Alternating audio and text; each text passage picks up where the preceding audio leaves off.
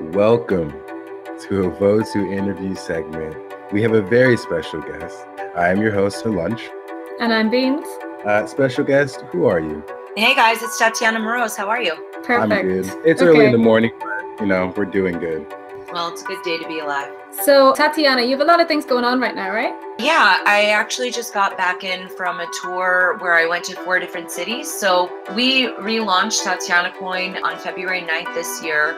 Over the past 2.5 years, we've been developing a platform to help artists. So on February 9th, we announced the new campaign at the blockchain event down in Fort Lauderdale. And then I went to San Francisco, Los Angeles, and I ended up in Acapulco. So I just got back into New York a couple days ago. And yeah, I would say it was a very successful tour. Unfortunately, I didn't get to perform at Acapulco. And now I'm back in New York. And thankfully, I don't have to go anywhere for quite a while. My next singing engagement so far is at Harvard for the medical cannabis conference that they're having in April. And I'm medical cannabis. Sorry, I didn't mean to interrupt. By medical cannabis, you do mean marijuana, right? Yes, exactly.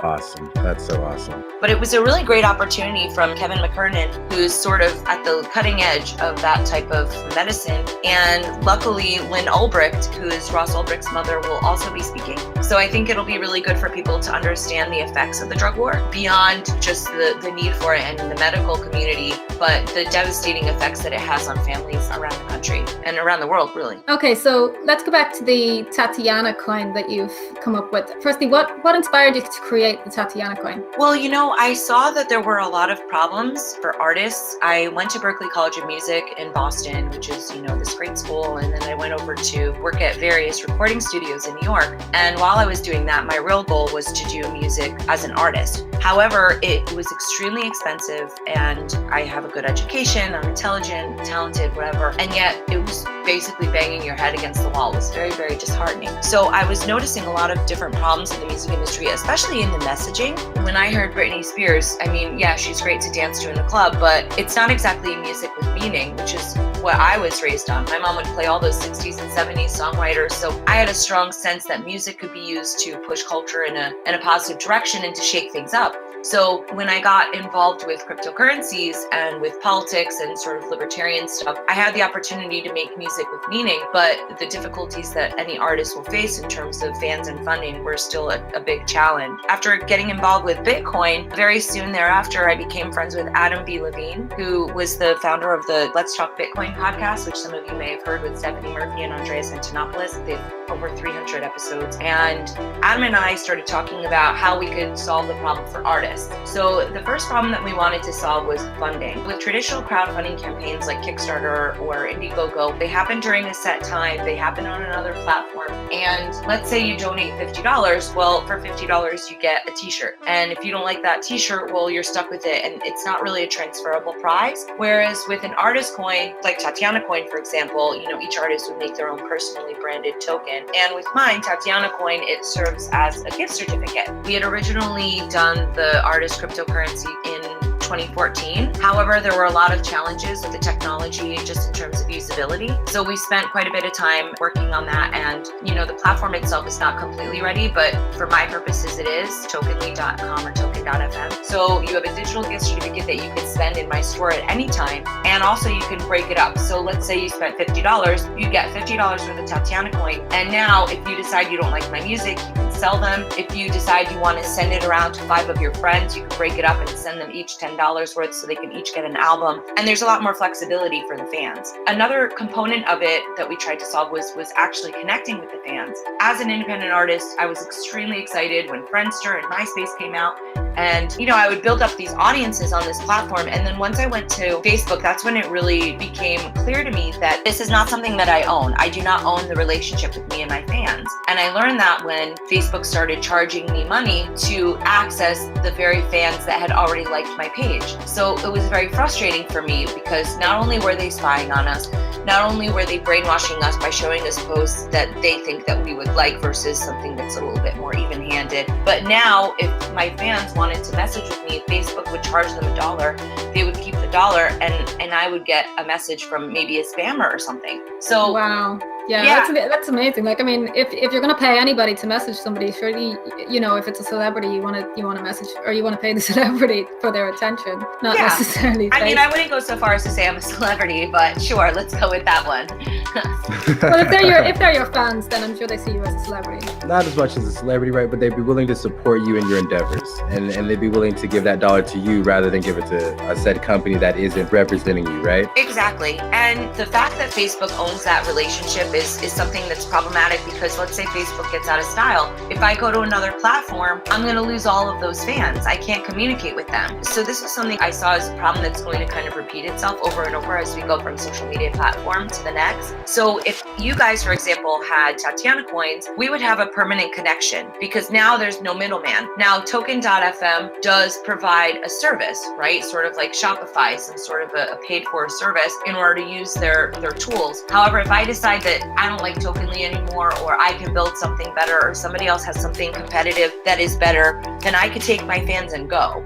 And that was really important to me, because I didn't want to build another network that was going to essentially create the same problems that I was trying to escape. I love that. It's freedom for an artist to be themselves and let their audience sway with them in any direction that they need to go without being tied back by contracts or legal nonsense, right? I love that. So one of the other features that I think is really exciting about what we're doing that hasn't really been tapped into, or really, I don't focus on this as much because I think the Tatiana coin is the core product that I wanted to grow first. But Adam created basically album tokens. So they're like a digital representation of an album on the blockchain, its own token. And what it does is it puts the ownership back into the hands of the fan. So when you used to buy, let's say, a CD or a record itself, you would actually own that record, right? You could lend it to a friend, you could sell it back to the record store, you know, you actually owned it. Whereas now, if you buy music on iTunes, you know, you pay them $10 for the album, but you can't share that music with anybody else. All you could do is listen, and you could post about it. That's all the engagement that you have. So by creating digital scarcity, by creating these tokens, so what we've done is we've reinstalled digital scarcity, because let's say I make 500 limited edition Keep the Faith tokens. Keep the Faith is the name of the new record. The first 500 people that buy those, they have a memorable commemorative kind of token. They can play it within the Token.fm platform. But if they want to share it with other users, they can, and they could lend it to them. They could actually even rent it out and make money. And another feature is you can have a broadcaster function. So if you want to make a playlist of my music, Adam's music, John's music, whoever, and you want to create a playlist and other people start listening to it, the person who's created the playlist is compensated, and the artist is also compensated. So it's a cool way to sort of incentivize the fans to share your music and create new markets for people. So I think that that'll be something that people will hopefully enjoy and get some fun with, because now we're creating almost an inverted Spotify and an inverted social media platform, where the people on the platform are the people that actually own it, and you know, Tokenly is just providing a service. So I think that that's hopefully going to be the future of music, because people listen to Pandora and they listen to Spotify, but I don't really find those platforms to be very Tatiana friendly, because they require me to kind of do research. Or let's say I like Ryan Adams, that doesn't mean that I want to listen to every guy that ever played guitar in his bedroom. I like a variety of different kind of music. So that curation is really missing from today's society. Can I say that I had like one radio station that I loved, and it got closed down. And I mean, everyone just said go back to Spotify, and it was like, I remember Spotify, that was work. I didn't have to work with this radio station. It was just one. Every other radio station I cannot listen to. I sit in silence most of the day now because I have no TV. That's so depressing. Can I say that I love the phrase, it wasn't Tatiana friendly? I love that. I'm glad you like my my nicknames. Oh man, I have a question. What drew you to Bitcoin? So I had a great interest in saving the world since I was a kid, and thinking about how is the world organized, what's the best way that mankind can get together without, you know, killing each other. So I became involved with the libertarian movement in 2011 when I first heard about the Federal Reserve, and I learned about Austrian economics, and I became involved with Ron Paul. I was singing all around the country, but when I found out how rigged the US election system was and how the deck was basically stacked against any kind of a truth-based message, because I mean, Ron Paul appealed to everybody. You know, people on the left liked him, people on the right liked him. He was sensible and principled. But all of that didn't help him when he was running for president, and they basically drove him into the ground. They broke their own rules, and I became very depressed about trying to save things through the political system. But Tony Glippi and Stephen Pear from BitPay approached me, and they had sponsored me at an event down in Florida, and they came up to New York and they talked to me all about Bitcoin. And they talked about it for literally 3 hours, and I was so bored, and I kept trying to change the subject, but they kept torturing me. So I gave them $500 and I bought some Bitcoin. But when I was hanging out with Jeffrey Tucker, who is now over at Fee, great organization, and Jeffrey basically taught me about Bitcoin in a more creative way. So he sort of taught me what it could do versus talking to me about the tech. And even though I knew about the Federal Reserve, that wasn't enough to get me into Bitcoin. But the vision that Jeffrey painted really lured me in. And that's when I decided to write the Bitcoin jingle, which has sort of become a little bit of a theme song for a lot of people in the movement, which I'm very happy about, because I think that it really captures the ethos of Bitcoin, which is the opening line is, I didn't want to give any of my money to a nation based on war. And that's what's going on when our financial systems are manipulated. They're allowing for people to fund bombing of other countries. That if they asked us as taxpayers, hey, can we have, an extra few $1 billion because we'd really like to go bomb some people? Obviously, people would say no. But if they could do it through the Federal Reserve, it doesn't matter. They can do whatever they want. And most people don't even know what's going on with their financial system. And another thing with politics was that it was very divisive. Even though I would have the same ideas as somebody, as soon as I said libertarian or anarchist, they would have a meltdown and they would stop listening. And I understand that because people are very tied to their labels. But what Bitcoin could achieve is giving people the same results in terms of autonomy and education about the monetary system without even getting into all of that stuff. And frankly, if we can help the 2 billion unbanked people in the world, I feel like my work is done. I'm very excited about cryptocurrency in general. Of course, I love Bitcoin, but I love the experimentation. I'm on Steemit, and Steemit is really interesting. Sure, there's some things that are not perfect, but I think that it's a really great experiment, and it's really nice to see how many people have kind of come together that sort of proves the point, right? Bitcoin is not the gateway drug for everybody. Sometimes you need some social media, sometimes you need music, you need different kinds of things for different kinds of people. About what you said, when people bring up the topic of anarchy and things, that usually gets shut down. I wanted to ask what your take is on censorship. When you hear the word censorship, what do you think of? I mean, I'm very pro free speech. I'm not really sure what you mean by censorship, though. What you were saying about anarchy, that the whole topic kind of being shut down whenever it's brought up, people stop listening, etc. For me, that's kind of what I think of as censorship, because you kind of stay away from topics that are too controversial. But I was just wondering your take on that kind of thing, that a lot of people would stay away from certain topics that might give you a certain name or whatever. Well, I think essentially you have to pick your battles, right? You don't have to fight somebody on every single point that you disagree with, and you try and find something in common. However, in the United States, we have these values of free speech, and yet that's been very stifled. And that's sort of through political correctness and sort of this monopoly of morality by people on the left. And I think that that's why you have Trump, right? Because love him or hate him, he was a reaction to people being told you can't say this, you can't say that. And people like the straightforward nature of him. I mean, whether or not he will be straightforward and do the right thing, that's obviously a mixed bag, as we've seen. I think it's essential, even if it's speech that people don't like, that it's allowed. And actually, as an artist, that's something that comes up because there's a certain morality or a certain political position. Generally in music, if you are not a left-winger, you are excommunicated. I mean, it's like a cardinal sin. You will never get anywhere in the music industry. And I think that that's really depressing, because we need our artists and we need our culture to kind of bring different things to the forefront. So having differing opinions, I think, makes for a more well-rounded picture of what's going on.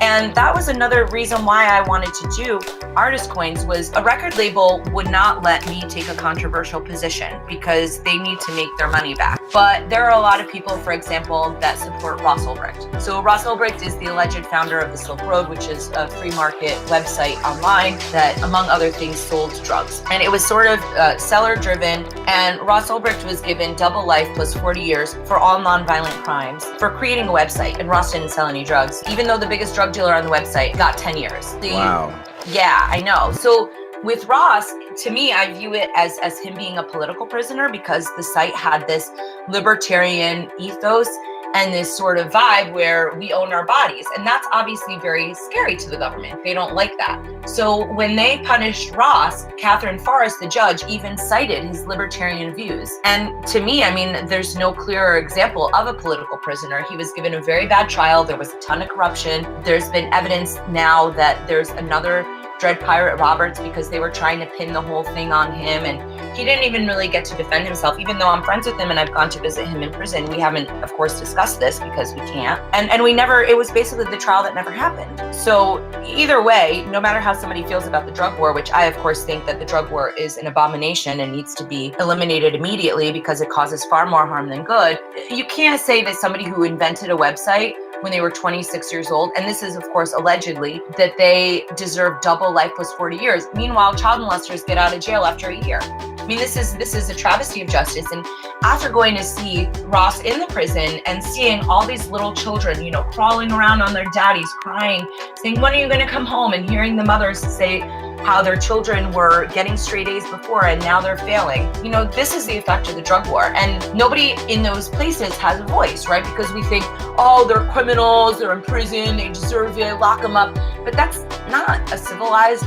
way of dealing with issues in your society. I think we should be able to do better. And these folks, unfortunately, don't have anybody speaking out for them because they're not the easily sympathetic figure. And you can be judged just for being sympathetic. But to me, I'm like, screw that, because I'm funded by my community. I don't have a record label telling me what I can talk about. And that's why when Ross drew a picture of me for my birthday, I decided to use that as an album cover because I want to push that issue. I want to say, hey guys, drug war, ruining the lives of everybody. I thought that we eliminated slavery. Well, these guys, they're all in jail. And if they don't work, then they throw you in the shoe. How is that voluntary? Right? I mean, not voluntary at all. No, it's not. And there's like over 2 million people in prison. I mean, this is supposed to be the land of the free. This is a joke. And this is what I think is important about artists. We have to be able to push those issues. Sometimes people get annoyed when artists, they take a political position because they don't agree with it. And I understand that because some artists are not really with it. But I think that we can do better. And unfortunately, I think that there seems to be a little bit of a lack of understanding of economics that sometimes have a misguided result, even though people have good intentions. So that's why, you know, I made an economics 101 video with Bob Murphy, and we tried to make it easy and fun. So if people are interested in these kinds of things, we're a resource, and hopefully it's not in a way that puts them to sleep, which I think when people think of economics, they get super bored. But I think economics is this really great way of seeing how people interact with each other. It's almost like a sociological view of how people behave. And I think it's super cool, and hopefully will lead to better policies with a better understanding of how that kind of stuff works. My thing about economics is it can be boring if it's about money, right? Because the things you can do with money, never boring, always interesting. With that being said, what keeps you passionate about the crypto community? Like when you wake up in the morning and you're like, okay, here we go again. What's that driving force that's like, all right, Tatiana, let's get out there and let's do it again? Well, you know, as an artist, there's days where you think, I'm the greatest, and then the next day you think you're the worst, right? For me, what has been a struggle is being involved in an ideological community that doesn't always live by its principles. People, they screw each other over. There's a lot of sociopathic kind of celebritarians that get away with a lot of stuff because people think, oh, well, he speaks so well. Well, you know what? So did Hitler. It doesn't mean he's a good person. And people don't practice what they preach. And when you go into it all starry-eyed thinking, oh, you know, we're all going to save the world and hold hands and sing Kumbaya, but then you find that there's kind of predatory behavior in the community, it can be a really big turnoff. And I was involved in this terrible project called Galt's Gulch down in Chile. People can look it up. And I was one of the only people that was sounding the alarm. And I was painted as a lunatic. Meanwhile, over $10 million of people's money went missing and nobody listened to me. And I wrote the song Keep the Faith, which is the title track from the album, while in Chile, trying to decide, you know, what am I going to do with myself? Because I feel like everything that I've worked for, everything that I valued has become destroyed. And in no short part because of even my own friends, people that I admired their work and stuff, and I consider them friends, even they didn't really do what I considered to be the right thing, which is obviously rout out the corruption and get rid of the scammers. So I think it's very challenging, but at the same time, I don't know who else I could be. You know, some people are good at working at a regular day job, and I'm not lazy or anything, but I've always worked at jobs that I liked.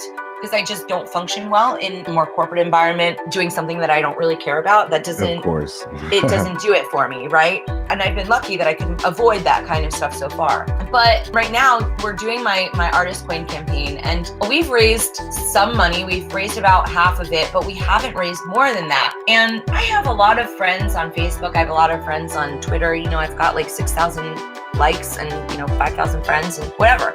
But people say, oh my God, I love your music so much, but they don't donate. And it's really frustrating because I feel like I'm taking on the mantle of being the voice for this community. And it's not an easy position to take. It'd be a lot easier to be like, save the whales, yay. Especially in crypto, it's not easy to be the hero. Well, And it's I hard try. to get people to recognize and to give back. You've just put out a new album and you're planning a tour, right? So why don't you tell us a little bit about that, what you're planning? The Tatiana Coin crowdfund that's going on right now, it is in order to fund the tour for the album. So Keep the Faith will be out March 31st. And we just put out a new song on Friday called Safe With You. We had originally put out the Bitcoin jingle, and then to do Safe With You, that was quote unquote regular song. All my songs are influenced by my philosophy, of course, but this one doesn't talk about liberty the whole time. So people have really liked it, and we'll be putting it out. And then this summer, I'm going to make my way over to Europe. I'm coordinating performances at a number of different cities. I mean, at least 10 different cities, I'm thinking. And I'd really like to go with Lynn Ulbricht because, Lynn talks about the drug war and she talks about Ross's case because that's something that really affects a lot of different people.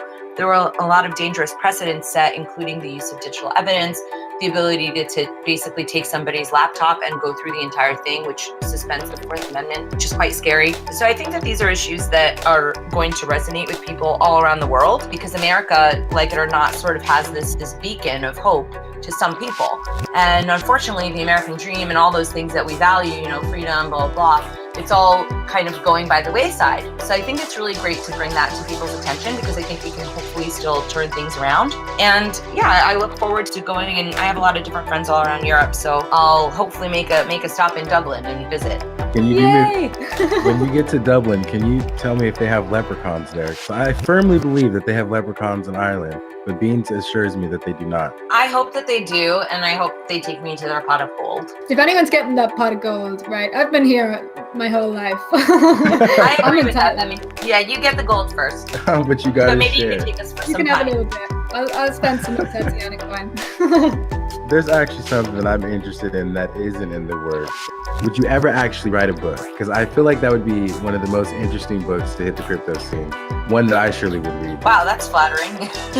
Yeah, I think I had a speaker friend, a professional speaker, talk to me about writing a book, and I think it would actually be quite interesting. I'm just not sure what the angle would be, because part of it would be how to create your own cryptocurrency and how I came to this journey. But then my own life has had so many interesting twists and turns. In my 20s, a lot of crazy stuff happened, not even the kind that you would think. I don't mean to be sort of mysterious, but I dated this one guy and he was sort of schizophrenic, but into all sorts of weird stuff. So I don't know, during various periods of my time, of my life, I've thought, oh, I should write about this. But what I want to do is hopefully inspire other artists and other people that maybe are not technically inclined to get excited about the technology. And if I could do that with the book, then I think that would be great. And then I could tell everybody I'm an author and they would think I was fancy. Totally. Exactly. You totally have to sign my book. Like, I will But that's come to exactly, the I book would club. read that book. I mean, I want to know how to make our own coin. That would be Well, cool. making the coin is the easiest part. Creating the way for it to function, that can be quite challenging. That's why it's taken us so long to put it together. Yeah. I know you can just get on, make a coin, but you have all these variables and things that you need to understand. And that's what I want to know, what you should be choosing to make a good coin. You know what I mean? I want to basically make it as much in the control of the artist. And actually, Tokenly is not just for artists, right? Our main product right now that we're going to be focusing on is Token.fm, which is the, streaming part, where we pay artists a lot more than they normally get and all that. But tokens can be really adapted for any kind of industry. And that's what's been so exciting working with Tokenly is if I come across some people and I think, wow, we could probably make a solution for them, I just send them over to Adam. And I'm like, okay, you guys nerd out. Done here. and then they think of different ways to solve actual problems. So as an artist, if we were to buy the Tatiana coin, how exactly does the Tatiana coin then bring value to us as an artist? So there's like two different components of who would use an artist coin, right? So an artist wants to make their own cryptocurrency. An artist wouldn't use Tatiana coin, an artist would use Beans coin or whatever it is, right? They would personally brand it themselves. And that becomes almost like their own little mini online store and online portal to access their fans. So whether that's through creating sort of exclusive events, so if you have Tatiana coin, you can watch her pajama show, where I'm rocking out in my apartment, just kind of jamming in bed or something like that. That might be interesting to my fans. Or I can create other kinds of VIP experiences. For example, if I did a physical event in New York, Tatiana coin holders can attend the event and then they get a discount on tickets, or they get free tickets, different kinds of things like that. Or people can message with me directly. They can buy music from me directly. They can license music from me directly. But for the fan, what they do is they get to buy music and support their favorite artists and have a direct connection, but also have a community based around that artist that they can also engage with. And as other artists bring in their own ecosystems, right, there will be sort of cross-pollination. With a lot of these music and Bitcoin projects, what I find challenging is that you have to basically get everybody to do it. So if you want to register your work on the blockchain, if you're the only person registering it there, then no one cares and nobody's going to even know to look for it there. Whereas what we've created is that if I can create a little mini community and another person creates a mini community, it's not really like our success is not dependent on the other person, and it's not dependent on the success of the platform. So I think it takes a little bit of the pressure off. I think it'll be fun once people are able to use it. I mean, I've heard of a music thing going on Steam, and it sounds okay, but this sounds more like it's for the artist and it's for the listener. Yeah, it's more personalized, I think. It's way more personalized. It's not just like a distribution of your music or just a record label. It's you and your fans, and I love that aspect about it. Yeah, I think that that's the direction that we're going in, right? Because now we're all overwhelmed with this mass consumption model, and in a weird way, it kind of makes us all even more disconnected, because you've got a lot of the features that you get on a social media platform you don't get on a listening platform, and so forth. So we're trying to sort of combine all the best things that we see out there in terms of community engagement and create a unique experience that fans and artists can share. In some ways, it's a little bit like Patreon, but there's some advancements to that as well. But people can kind of look at Patreon, and it's a little bit similar. Okay, so if you have some fans that want to get the Tatiana coin or just learn about it and understand how it works, where would you direct them? They can go to my page, tatianacoin.com, and they don't even have to use Bitcoin or anything. They can use dollars to buy them, and they can use their Tatiana coins to buy certain things. But the actual platform engagement, I would say, will probably not be ready until when the album launches, so around April. So very minimal functionality is available right now, but if people wait just a few weeks, then they'll be able to get a little bit more the experience that I'd like them to have. And to our listeners, the Votu podcast will be buying an album, of course, and we'll be giving it away to a lucky listener on a future podcast. We're going to be buying 2 because we're going to keep one. So we're going to be holding a little event because I'm so excited. Like, you don't know how excited I am. I have to reserve myself and keep my deep voice still because I really want to go high pitch and scream and be like, oh my God, we have Tatiana, but Well, that's very, very sweet. Thank you everyone for taking a listen. This has been a special interview with Tatiana, and it was a pleasure. Don't forget to go to the website, support Tatiana coin. And if you don't, pirates, I'm going to be all up in your ear because we do this every week. So I'm going to be watching you guys. Support Tatiana. She was nice enough to grace us with her presence on the show, and she actually dropped a lot of knowledge here. So with that being said, Tatiana, do you have any last words that you'd like to get out? No, but I really appreciate it. So thanks so much. And if people go to tatianacoin.com, they can find out more and listen to all the new songs, Safe With You, Bitcoin Jingle, and they can even see the album cover by Ross Ulbricht. It's quite beautiful.